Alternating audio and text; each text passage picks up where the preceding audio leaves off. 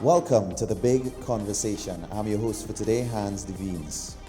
In August this year, the Ministry of Youth Development and National Service was established to underscore the importance of national service, but more so to pay particular attention and to address the needs of the young people of Trinidad and Tobago. So what does this new ministry mean for a diverse youth population? Today, we'll be chatting with 6 young people from different spheres of life and finding out what exactly are their hopes and expectations from the newly established Ministry of Youth Development and National Service. I must first thank each and every one of you panelists for your willingness to participate in the discussion, the big conversation, so-called.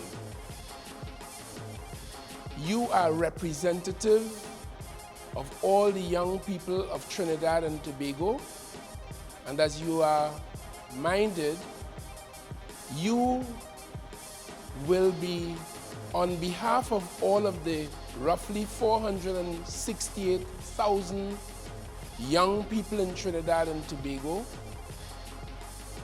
who we prize and who we cherish as a nation, you would be telling us on their behalf what you think of, what you would like of, what you would expect of this brand new ministry focused entirely on youth and youth affairs, the Ministry of Youth Development and National Service. So I will thank you on behalf of the government and all of the people of Trinidad and Tobago for your accepting this wonderful responsibility as spokespersons for all of the youth of the nation. I look forward to all of your comments, and I give you the assurance that every single thought that flows from you on behalf of the youth of this country will be taken sincerely, seriously, to the extent that it is new to us, because the youth agenda in Trinidad and Tobago is not altogether new. What is new is a singular ministry focused entirely on the youth agenda. So to the extent that you express any thought or ideas that are new to us, I give you the assurance that those, along with the ones that we might have been familiar with in the youth agenda over the many years, will all be taken very seriously, recorded and taken very seriously as we design the programs that are, in our view and in your view, the best interests of you, the young people of Trinidad and Tobago. This program is demonstrative of the simple philosophy which we hold very dearly, that you, the young people, must be engaged in the process at the very top, at the decision-making level, for your own sake, for your own benefit, and for the future. So I thank you and look forward to your deliberations with great anticipation. Thank you all. My name is Keegan Dinoon. I'm the CARICOM Youth Ambassador for Trinidad and Tobago, and I look forward to serving the youth of Trinidad and Tobago with distinction. I'm also the president of the Trinidad and Tobago Youth Ambassadors, and for me, youth development is very important because we are not only the future, but we are the present. And when you see you make an investment into the youth, you make an investment into the future of the nation to ensure that Trinidad and Tobago continues to be a first-class country on the global scale. Thank you. Thank you very much, Mr. Ninoon. My name is Danielle Sophia Joseph Campbell. I represent different organizations. I am a part of the Aruka Maloney Youth League as the constituency representative and committee member.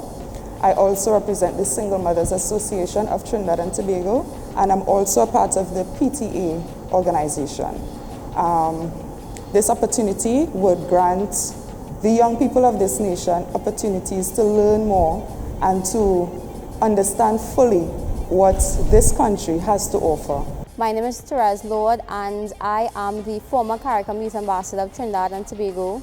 former country coordinator of the Commonwealth Youth Peace Ambassadors Network, SAIPAN.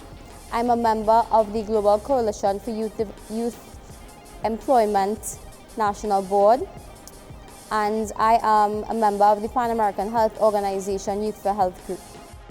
From the community of the break, which I traveled along with it this year. My sincere thanks to the Ministry of Youth Development and National Service and the Minister for the foresight as a new ministry come and want to hear the voice of the young people of Trinidad and Tobago.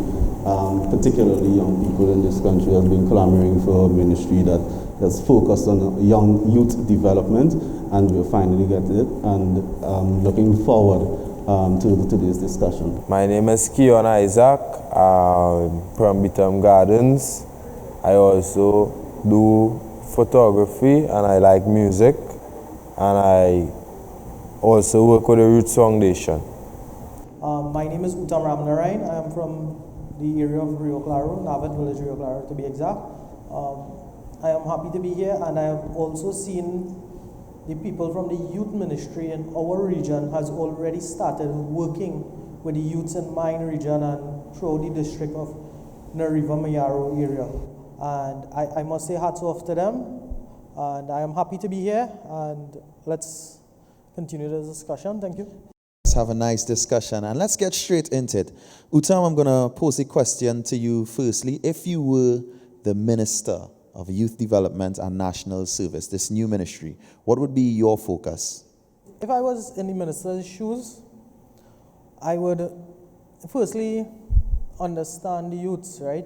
So if I am the minister, I would focus on how do I empower them as they went to school, they get their education, who are going through their personal problems, to try to get people to counsel them, try to have interactions with them to get them out of these situations.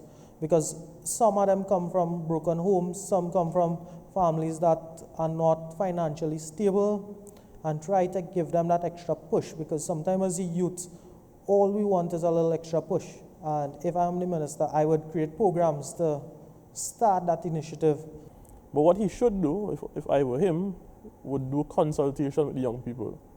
Because we can sit in a room and discuss what young people want, and then you go out into the communities with these programs and you recognize that this program is not suited for every community or for every young person. So you have to see how best you can meet the needs according to their specific requirements. The other thing is to ensure that I'm always accessible, because as a youth minister, you have to be someone that the young people can relate to. So I should feel comfortable coming to the minister's office or calling the minister to implement programs, to seeing problems that we have, to see how best he can assist through his capacity in mitigating or alleviating the challenges that young people face. So most of all, employment and ensuring that the minister is always accessible to the young people and relatable.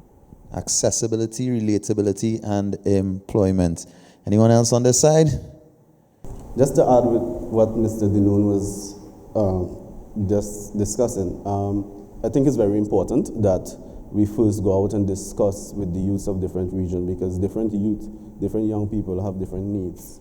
I come from an area where they are looking towards industrial development for the peninsula. Whatever the national agenda is, I think it's very important to consult young people so that we plan for the future that we will inherit.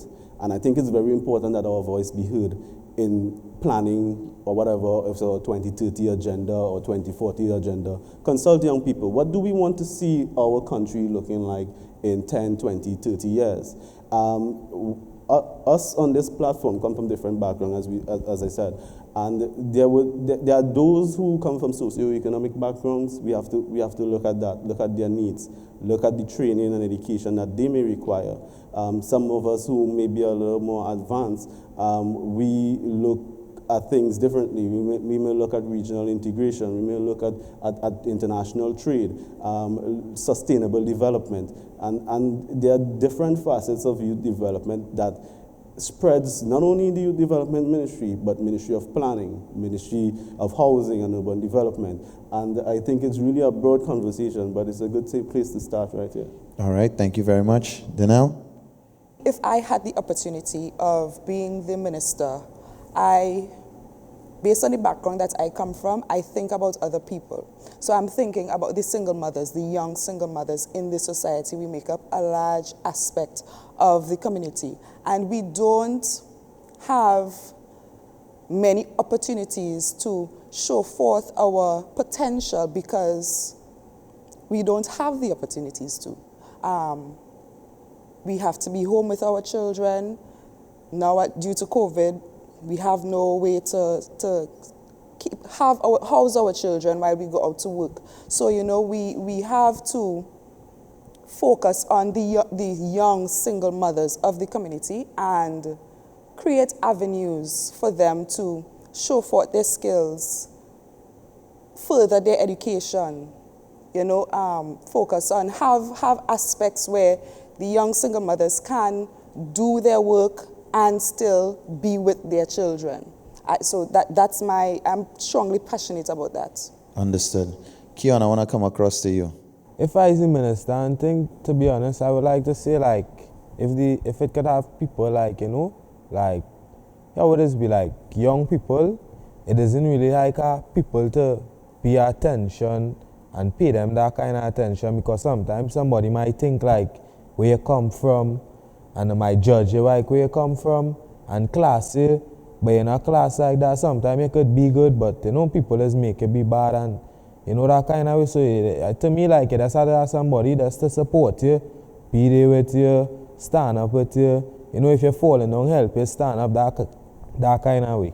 A kind of mentorship sort of thing happening. Yeah. Therese, I'm going to come across to you now. If I had the esteemed privilege of being in the minister's shoes, foremost, I would want to recognize that this opportunity is one that is very important. I want to also observe that the ministry, based on the name and the mandate, being youth development as well as national service, is two-dimensional, but yet still very much interdependent. So really, truly understanding and appreciating the importance of our ministry is one. And secondly, being the minister, I would not try to do it all. I would not try to be a jack of all trades and a master of none. What I would want to do is not reinvent the wheel, but tap into existing resources, look at groups that exist right now, networks that are operating very much in a vacuum, but doing tremendous work, that may not know about each other, but once are aware of each other, can no longer operate warm, but can now operate very hot. So being the minister, I would definitely tap into resources, and I would see how I can use these resources now so that those persons, those entities, and those organizations, being stalwarts in their own right, can now offer expertise, can offer the know-how, the technical capacity. They've been through it, so they understand the different mandates, for example, of the Sustainable Development Goals or the Agenda 2030. So understanding now that as a ministry, yes, we have prowess and so on, but we can't do it on our own. So for you, Therese, it's really about tapping into resources. I want to direct this next question to Keon because he raised some very interesting points when he was speaking a little while ago. Do you all as young people feel like through community, through NGOs, through different organizations, that you have the necessary support? Say like if it have a football squad, it might have a coach, right? Right. So that coach might be in charge of this team. So this team had to listen to this coach and, and just try to understand what's going on, and everybody could like be together, and, if nobody not to like be corrupted, and everybody that's scattered about, and everybody could like come together, be one, be good, hold our vibes, be normal online, that kind of way. But do you feel like the support is there in terms of community groups and NGOs and other organizations to support in your community?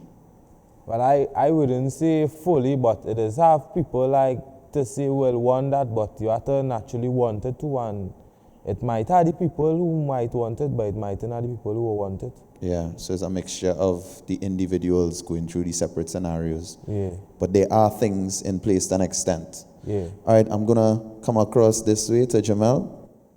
I think, whilst many of us here may understand that there are things in place that can assist youth and youth organization, I think a lot of not only the public sector but the private sector also have to come to understand the communities that they operate in and try to meet them at their level. Sometimes we set rules and procedures that some of us here may be able to go through and understand. But when you're dealing particularly with grassroots organizations in communities that are not as affluent as other places, that you have to have some sort of capacity, meet them on their level, understand them. There is a gap between knowing the fence line communities that you operate in, because they want to operate with international standards from this level, but really and truly the local standards, the locals can't meet the international standards as yet because you haven't equipped them to function at that level. So there's a lot of work to be done in terms of meeting those young groups, particularly grassroots organizations that operates from the regular guy on the block or on the road that have great ideas. So what you're saying is the support is there, but the support often doesn't reach to those most in need. Those most in need. Yeah. All right, let's go to Riva Mayaro. Utam, let me hear your perspective. Well, on the topic of support groups, a friend and I was speaking a couple of nights back, and one idea that came to mind was having the Big Brother or Big Sister initiative, where business people or contractors or companies would take a youth, or even if I am into the farm and somebody who wants to get into agriculture or something, you mentor them, you help them, you guide them accordingly. And that's bringing back to the point that I originally raised about the push that they need. Sometimes all they need is a little start. As a young person growing up, I never let an opportunity pass me. Somebody check me to work in a grocery, I go to work, and I always learn something. You don't always look at the bad in things, but you look at the good in things. So sometimes all you need is an opportunity to grasp it, to move forward, and sometimes the youths don't get that opportunity. All right. Danelle? Young persons in the community, I should say, sometimes are not knowledgeable of the peer groups or support systems that are available to us young people. So without that said knowledge, what are we going to do? It's not to say that it's not there, because there are support systems, there are support groups, there are, for example, the Youth League, there are groups available, but young people, young persons are not knowledgeable about it. Yeah. So what I think is that the support systems in the community should make their presence known, should go out and target the young persons, especially the high-risk young persons of the community, and allow them to have that opportunity to feel loved, because a lot of young people don't feel loved. Yeah. They act out because of lack of love in the home. Whatever issues they may have in the home, they act out based on that. So the young persons, the support groups, should go out to the community and make their presence known. Being in the welfare committee of the Youth League, we had the idea of the Big Brother, Big Sister program, because we are a community of over about 100 and something young people, different age ranges, from 12 to 25. Right? And we realize that there are young persons within the Youth League, by extension the community, who don't have mentorship. Right. They may have parents, they may have adult relatives, but that doesn't mean they have mentorship. So we started to initiate the Big Brother, Big Sister program. It's still in the works. We haven't got it off the ground as yet, but it is a part of our manifesto. When we had elections last September, it was a part of our manifesto. It's just bring it off the ground. And what we want to do is extend it to the other youth leagues of Trinidad and by extension Tobago to adopt said initiative, because we I can definitely Yes. hit passion from you, Danelle. And it Yes. is really getting at those youth that may not be able Yes. to reach their full potential. So we say Yes. at potential young people. All right, Therese, would you like to add? So when I think of support systems, I think, and I'm reminded that the business of youth work is not confined to the 2 contact hours of a workshop or a seminar. It's not confined to the one-time, one-touch program that a young person may get access to. Support structures exist both formal and informal, and it must be so in a meaningful and continuous way. I think that it definitely does exist because we have schools, and we cannot underscore enough the importance of schools in terms of the socialization of a young person. We have church groups, we have youth groups, we have community groups. So yes, they do exist. But it's something like each person operating in a vacuum. So one person is doing a song here, one person is doing a dance there, one person doing a pantomime, one person doing a backflip. So you're saying we lack in the collaboration. But yes, the concert is not there. So imagine if you go into a concert and you see somebody singing, dancing, backflipping, pantomiming. Wouldn't it be much more impactful? Indeed. Keegan, coming across to you. Thank you again, Hans. Being from Tobago, I think it's a lot simpler because the communities are a lot smaller. And interestingly enough, when I came down yesterday, I left from launching the BOSS program. So this is a program, it means building opportunities for sustainable success. And so I work at the Division of Finance and Economy. I'm the program administrator there. And we work with young people, getting them into business. So we have an internship program, but we recognize that the internship program was not reaching all the young people, especially those who need it the most. So in terms of doing consultation, we birthed the BOSS program.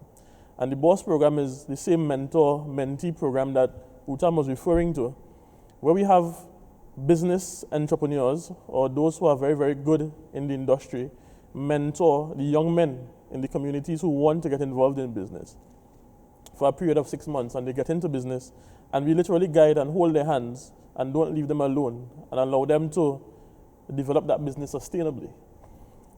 I have the philosophy that we can do so much for young people, but young people are only going to go after what they see value in.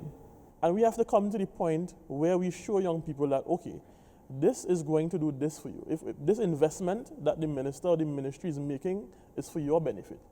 Until we reach the point of seeing the value in the things that the government does for us or the private partnerships does for us, the young people are not going to rush at it. Well, interesting you should say that, because it goes back to what everyone else has sort of been saying. Access and knowledge of the programs is obviously an issue that we are seeing a common thread among the panel. And also in terms of things that we do see value in, it's often and easy for us to sometimes see value in things that will result in less value for other people. So we should always be careful, knowledgeable, and understanding of where we're going. And we're going to come across to you, Jamel. I know you wanted to raise a point. What Mr. Dinoon was alluding to with regards to young people seeing value in a lot of the programs that we have. And on my way up here, I was having a conversation because I had a conversation. We have a National Energy Skills Center in the library, and they've been having some problems there because of a lot of the young persons that would usually access their training and programs. They are stuck between having the decision, do I eat today or do I sacrifice the time to go to school and learn a trade? They're seeing what's immediately in front of them, right? Everyone knows if you get your training and your education, you have a better chance at advancing. But what we've seen is that over the years, when young persons were given a stipend, for example, to attend these trading schools, enrollment was at its highest because you have to also pay in mind the socio-economic background that a lot of these young persons come from. Yeah. Some of them have the unfortunate task of being parent to a younger brother or a younger sister, a single parent who is working a minimum wage job and has to be absent a lot of the times. And when they were given a stipend to enroll, they were able to get themselves trained and skilled to obtain employment, but now there's a tuition fee and all these different things, and we've seen enrollment there drop, and it's really concerning to me because I know of a lot of idle young men that wants an opportunity, but they have to go and hustle. You understand? So if you don't hustle, don't eat, as young people just say. Don't hustle. And as you mentioned, eat there, Jamel, I want to move across to Utam once again, because Utam, as a young person into agriculture, do you think that other young people in Trinidad and Tobago are taking advantage of all the resources available to them? It boils back down to the point of fundings for somebody. Somebody wants to plant something. They may not have the capital to prepare the land.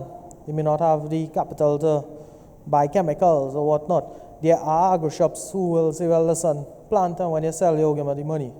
But in terms of land preparations, those sort of things. And it coming to agriculture, it means that you're moving away from youth now to Ministry of Agriculture. And the thing is that we have red lines or red tapes from one ministry to another ministry. And if those tapes could be allowed at some point in time to facilitate for the joining of different ministries, to facilitate for the youths in the region. So it has the pros and cons of... So there's the pros and cons, but do you really think, like, to center in on the question, I mean, agriculture, tax-free industry in Trinidad and Tobago, $500 million stimulus package in the budget, do you really feel like young people in Trinidad and Tobago are taking advantage of the agricultural opportunities? The youths need to tap into it. Right. As much as I agree that the youths need to get it, is some of them need to go to it. You can't just only give them to. Okay. I want to be fair on both sides. And the thing is that the young people should get access to it to at least start. The opportunities are there. It's not all the opportunities are there, but there are opportunities there. But getting our young people to take advantage of them is really a big challenge. I think if persons understand that the business and the incentives, because there are a lot of incentives, as you said, it's basically a tax-free industry. Indeed. And once persons begin to see that, instead of working for someone, you can plant your land, own the craft, right, and become a businessman. But they have to have a market, or woman. My apologies. They have to understand that, if I plant this, if I put in my labor, that they have a market to distribute and to sell to, and we can trigger that train. It's the Ministry of Youth Development and National Service. Now, Danelle, you're into volunteerism in a big way. How important do you think it is to engender a spirit of volunteerism in our young people of Trinidad and Tobago? It's extremely, extremely important. Volunteerism allows you the opportunity to see places, to see things, to grasp a further knowledge of what's going on in your community, what's going on with your neighbor, what's going on with the community next door. Volunteering gives you that opportunity to make you feel better personally, knowing that you can assist someone with whatever needs they have. Sometimes we are so caught up in ourselves that we're not paying attention to what's happening right outside our door. We in ourselves may have resources that other persons may need and we don't know. Thank you very much, Danelle. Therese, we know you're also involved in volunteerism. So from your perspective, how do we encourage people into volunteerism? It must start with the education. There must be a sense of appreciation for volunteerism, and it cannot be seen as a one-way street. So youths must see it as, yes, I'm giving of myself, I'm giving of my time, I'm giving of my talent, I'm giving of my skills, But in return, what I'm getting is a greater appreciation for human dignity. I'm getting a sense of gratification because I'm helping somebody.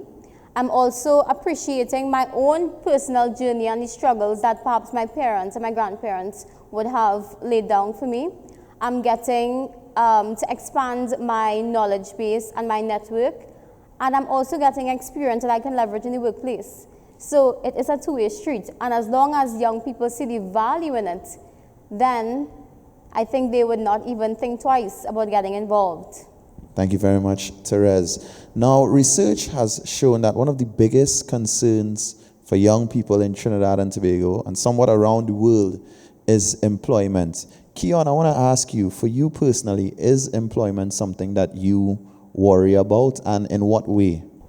It has been hard for plenty of people because it's hard for me because like which part I from and all them kind of thing, and sometimes people mightn't really like, they might just watch you and say, nah, why do I here? And you know that kind of, sometimes it's just like, be like a first impression thing, like when somebody see the first impression again, it's up to, what come on the mind now?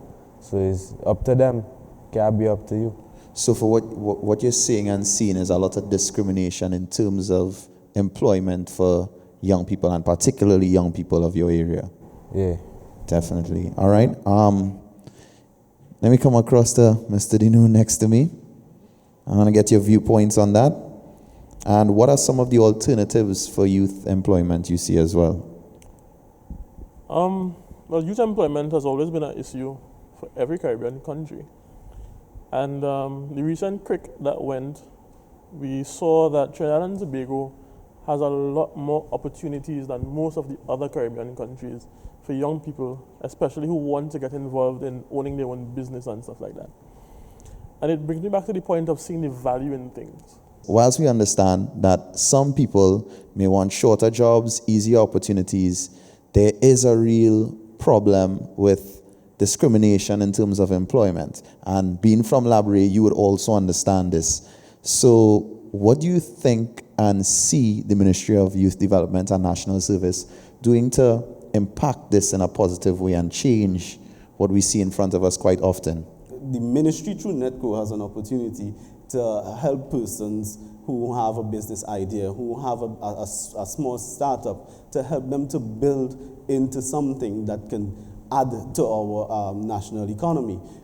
You can bring foreign direct investment into the country, and they will employ you until that industry has been exhausted, or another countries are offering a lot more cheaper labor and investment opportunities, so they might ship across. But if you nurture indigenous businesses from the ground up, that business can now grow and become an employer in communities. Right. So you need to really find a way to tie that into our national development and to that person's overall developmental goal for themselves. And as we're speaking development, Utam, I'm going to come across to you. What does youth development mean to you? Basically, the youths are now here. We need to mold them and bring them up to something for the future. Because if you don't have the present being sorted out now, you're not going to have a proper future. You know, they have this saying that what you eat today is going to impact your health tomorrow. And it boils back down to, if you don't get the youths on the correct track, develop them as the word says it, you're not going to have... All right, and you mentioned, it's not just about the money and doing it for free. So let's go back to national service, all of you, all right? Would any one of you like to weigh in on the topic of national service? And can you all see the link of national service to youth development? Any one of you all can answer the question. But for me, national service is giving back to the country, serving your country. And the scriptures would teach us that train a child in the way he should go, so that when they are old, they would not depart from it. So if you want to birth a spirit of service in young people, you have to start at a young age. So when it comes to serving in your different capacities as an adult, it would have already become part of you. So I think that is something that the ministry can focus on. Focus on training the young people into service from a young age, so that when they get older, service is already part of who they are. Also, we can have incentives for service. I know that there are some programs where you have something called service hours. So you are recognized based on how many service hours or voluntary hours you would have given to a particular project or a particular thing in relation to the country. As much as the justice system might say, okay, 2 years prison or pay 100,000 or whatever, I believe that, and I'm just saying it's just my belief, that instead you're putting them behind bars or charging them, you create programs that they do community work. And maybe somewhere along the line, clean up a beach, you get them involved. Listen, you have to be part of this program, this group or this organization for, let's just say, 6 months.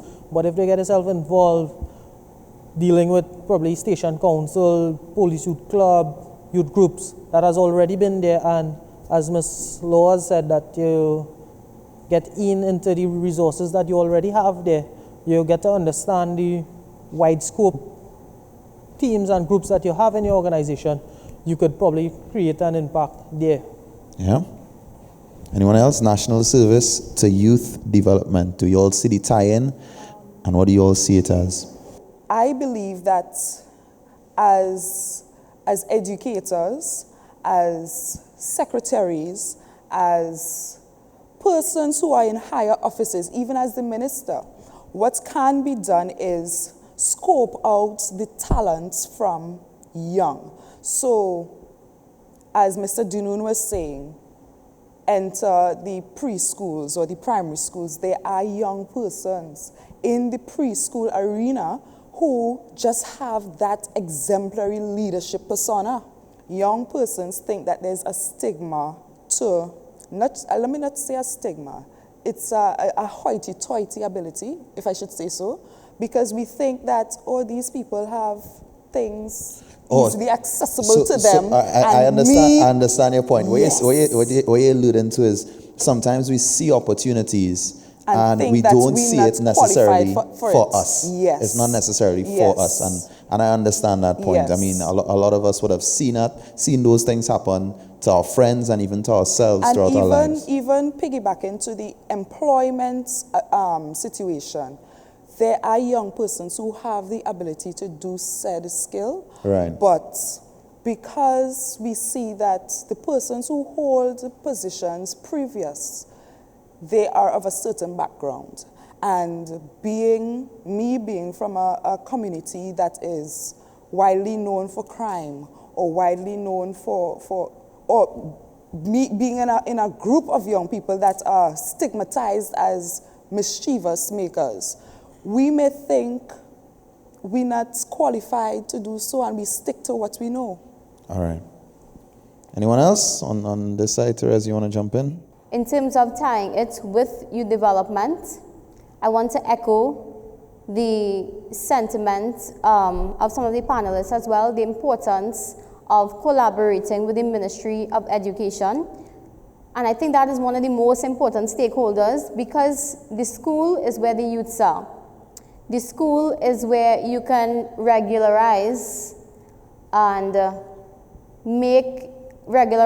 institutionalize national service. So young people now can get credits for actually doing national service that would aid in their development. And they're not just doing it for credits to get into schools and to get into college, and not just a pastime, but in so doing, it becomes part of them, and they would now have a greater appreciation for national service and a greater sense of patriotism, which we honestly lack.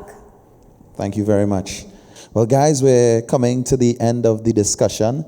And to close off the discussion today, I want to hear from each and every one of you all. My vision for the youth of Trinidad and Tobago is. So I can go first if you all would like that. My vision for the youth of Trinidad and Tobago is that we see, take, and make the most of the opportunities that are in front of us to make a better Trinidad and Tobago. And my vision is to see the youths move forward, getting the hidden talents that are there into somewhere where it's supposed to be. Because you have a lot of talents that people could sing, dance, do art, people who could build things, and they are hidden there because they didn't get the opportunity to showcase it. So maybe everything is going viral. If we could do something viral and Get them going. get them going. All right. So, Kian, I want to come to you. My vision for the youth of Trinidad and Tobago is? Well, my vision for the youth of Trinidad and Tobago is that everybody could come together and work together and, be one and help each other and, try to build up a togetherness with everyone. Unity. Jamal? My vision for the youth of Trinidad and Tobago is one that is full of enterprising young people that can show that our youth is not a deterrent, or our youth is not an inability, but a strong tool that can help lead our communities, our country into the future. One that can drive issues such as sustainable development and renewable energy and prepare our country for tomorrow, that we plan ahead for tomorrow, and one that incorporates youths in leadership in all factors of our society. Thank you very much, Jamal. Therese? My vision for the youth of Trinidad and Tobago is that all of society, all of government, private sector, public sector, civil society, community, and youth themselves see that young people are the most vibrant as well as underutilized resource that could lead us towards progress. Thank you very much, Therese. Danelle? My vision for the youth of Trinidad and Tobago is I would like to see young persons make success their business. Make it your priority. Extinguish the outside noise of deterrence and focus on your passion, focus on your goal. Tap into whatever resources are made available for you in the country, in our society, and move forward with it. Drag someone along with you if they're lacking the motivation so that you can be your brother's keeper and both of you can be successful together. All right. Thank you very much, Danelle. Keegan? There's a famous saying that says, the pessimist complains about the wind. The optimist expects the wind to change. But the realists, they adjust their sails. So my vision for the youth of Trinidad and Tobago is to be realists, to be those who adjust their sails to the difficult challenges to ensure that their success is planted on a firm foundation. And before I close, I want to throw out this message to the minister.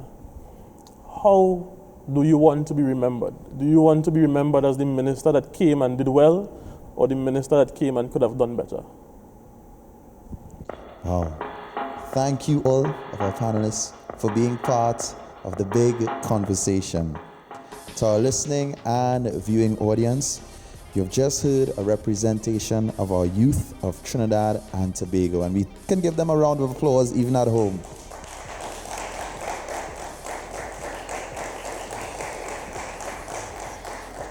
Thank you to our entire panel for being part of this big discussion.